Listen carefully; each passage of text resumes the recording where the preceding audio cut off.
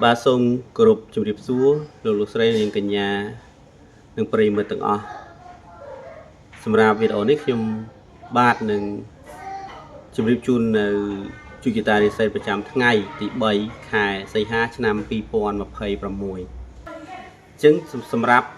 chu kita đi xây ដែលខ្ពស់ត្រដែតគឺមានឆ្នាំជូតដែលការងារនិងការរកស៊ីមានដំណើរការរលូនលោកអ្នកនឹងទទួលបានលៀបផលគួរជាទីពេញចិត្តសម្រាប់ឆ្នាំខាលថ្ងៃនេះផ្ដល់ឱកាសក្នុងការចរចាឬការបណ្ដាក់ទុនទទួលបានការគាំទ្រច្រើនពីមនុស្សជុំវិញខ្លួនឆ្នាំមមីលៀបសក្ការៈនិងឱកាសមានក្នុងការរកប្រាក់កំពុងហូរចូលប៉ុន្តែត្រូវគ្រប់គ្រងចំណាយឲ្យបានល្អឆ្នាំវកជួបតែរឿងសេរីសុស្ដីឧបសគ្គនានាត្រូវបានដោះស្រាយហើយមានឱកាសទទួលបានលុយកាក់ធំដុំផងដែរបាទសម្រាប់chu kitaរាសីមធ្យមឬធម្មតាឆ្នាំឆ្លូវកិច្ចការងារប្រចាំថ្ងៃដំណើរការជាធម្មតាមិនទាន់មានការប្រែប្រួលធំដុំនោះទេ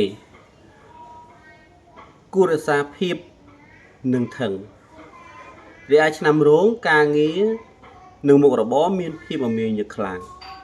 គួរឆ្លៀតពេលសម្រាកដើម្បីរក្សាសុខភាពឆ្នាំមមែការប្រស្រ័យតាក់ទងទូទៅល្អប្រសើរប៉ុន្តែមិនត្រូវជឿជាក់លើសម្ដីអ្នកដទៃលឿនពេកនោះឡើយឆ្នាំរកាទោះបីជាមានចំណូលចូលជាហូរហែប៉ុន្តែក៏មានចំណាយទៅវិញច្រើនដូចគ្នាផងដែររីឯឆ្នាំបន្ទាប់នេះគឺជាឆ្នាំដែលបងប្អូនទាំងអស់គ្នាត្រូវតែមានការប្រុងប្រយ័ត្នឆ្នាំថោះអាចនឹងមានរឿងរកម្មរកុសបន្តិចបន្តួចគួររក្សាភាពអត់ធ្មត់និងជៀសវាងការតវ៉ាវែងឆ្ងាយចំណែកឆ្នាំម្សាញ់វិញងាយនឹងជួបការយល់ច្រឡំពីមិត្តភ័ក្តិឬមិត្តរួមការងារត្រូវប្រុងប្រយ័ត្នពាក្យសម្ដីឲ្យបានច្រើនឆ្នាំចមិនត្រូវបង្កើតកំហុសក្នុងកិច្ចការងារចាស់នោះឡើយគួរពិនិត្យឯកសារឲ្យបានហ្មត់ចត់មុននឹងសញ្ញេនិងឆ្នាំចុងក្រោយនេះគឺឆ្នាំកុរអាចមានអារម្មណ៍តានតឹងឬហត់នឿយច្រើន